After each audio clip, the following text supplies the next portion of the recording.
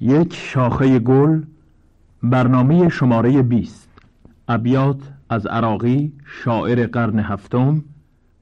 آهنگ محلی از برنامه گلهای صحرایی. طره یار پریشان چه خوش است، قامت دوست خرامان چه خوش است. یار ساقی و عراقی باقی، وه که این عشق بدینسان چه خوش است.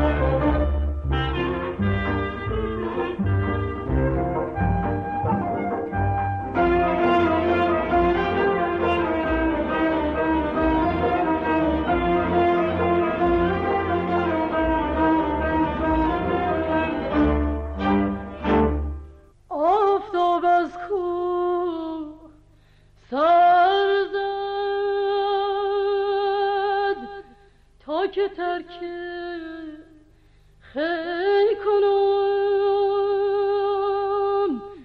گوسفندان را به صحرا برده هم هی هی کنم. از بلندی بنگرم بالای آن سرو سهی، از جفای او شکایت با نوای نی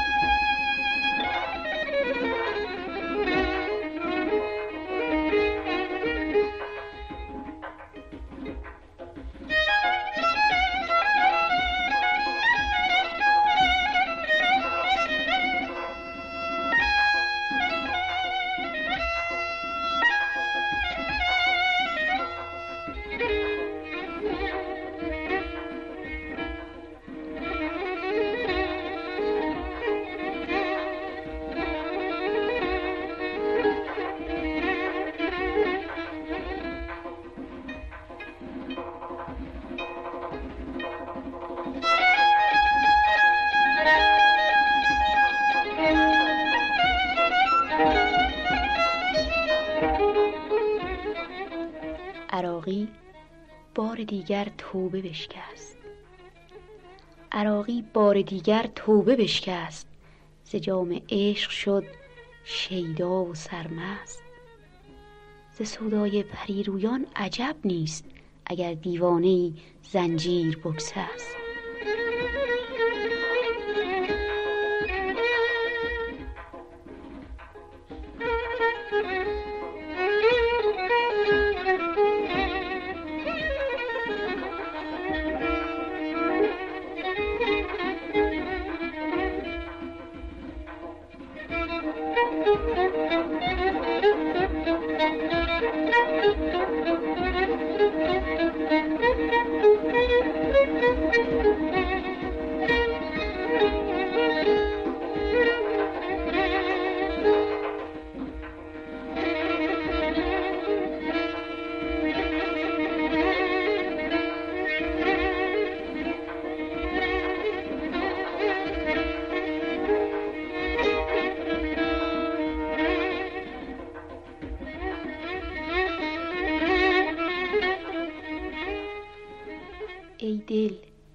ای دل چو در خانه خمار گشادند، می